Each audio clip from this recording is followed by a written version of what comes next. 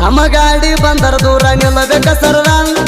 ಆಗದ ಮಂದಿ ಒಳಗ ನೋಡಿ ಉರಿಯುವುದ ತಿಂಡಿಗೆ ಬಿದ್ದ ಮಕ್ಕಳಿಗೆಲ್ಲ ಬಿಟ್ಟಿನ ಹಂಪರ್ದ ನಮಗಡ್ಡ ಆದವರಿಗೆ ಸುಡಗಾಡ ಸೇರ್ಸುವುದ